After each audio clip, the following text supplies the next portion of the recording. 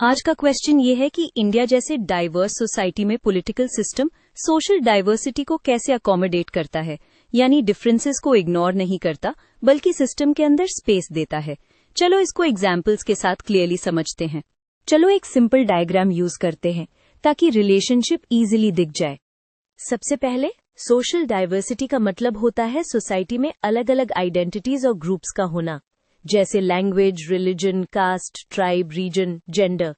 और अकोमोडेशन का मतलब होता है इन डिफरेंसेस को मैनेज करना बाय गिविंग रिकग्निशन, रिप्रेजेंटेशन और प्रोटेक्शन, ताकि कॉन्फ्लिक्ट कम हो और यूनिटी बनी रहे।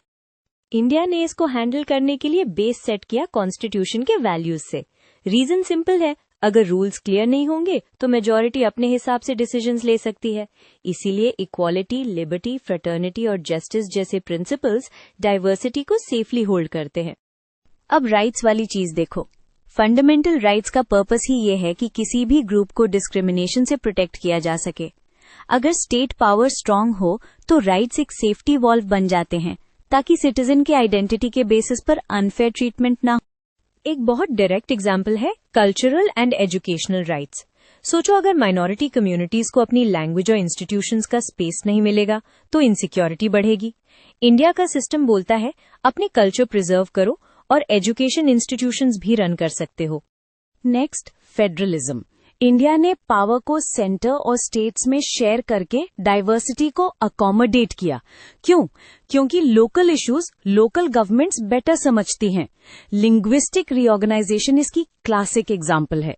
स्टेट्स को लैंग्वेज के बेसिस पर रीऑर्गेनाइज किया गया ताकि आइडेंटिटी को पॉलिटिकल रिकग्निशन मिले। अब कास्ट और हिस्टोरिकल डिसएडवांटेज की बात आती है। सिर्फ इक्वल ऑन पेपर बोलना इनफ नहीं होता, क्योंकि स्टार्टिंग लाइन सबकी सेम नहीं थी। इसलिए रिजर्वेशंस और अफर्मेटिव एक्शन आए, एससी, सेंट और ओबीसी पॉलिसीज, ताकि रिप्रेजेंटेशन और अपॉर्चुनिटीज रियल सेंस में इम्प्रूव हों। रिप्रेजेंटेशन को ग्रास रूट लेवल पर भी पुश किया गया। पंचायती राज और लोकल बॉडीज के through decision making closer to people होता है। और women, SC, ST reservations in local bodies का रीजन ये है कि जो ग्रुप्स ट्रेडिशनली साइडलाइन थे उनकी वॉइस गवर्नेंस में रेगुलरली आए। कुछ रीजन्स और ट्राइब्स के लिए स्पेशल ऑटोनॉमी प्रोविजंस भी हैं, because one size fits all model कभी कभी कॉन्फ्लिक्ट क्रिएट कर देता है।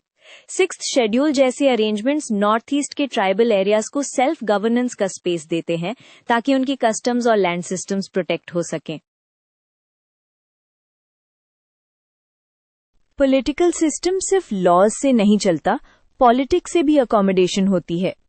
कोलिशन गवर्नमेंट्स, रीजनल पार्टीज और social movements often diverse demands को मेन स्ट्रीम डिसीजन मेकिंग तक लाते हैं।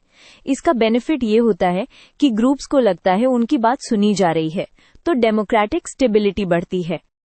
एंड में एक क्लीन कंक्लूजन ये है कि इंडिया का पॉलिटिकल सिस्टम डाइवर्सिटी को प्रॉब्लम नहीं मानता बल्कि रियलिटी मानता है। इसलिए recognition, rights, federalism, reservations, decentralisation और ऑटोनॉमी, ये सब टूल्स यूज करके यूनिटी विद डाइवर्सिटी मेंटेन करने की कोशिश करता है।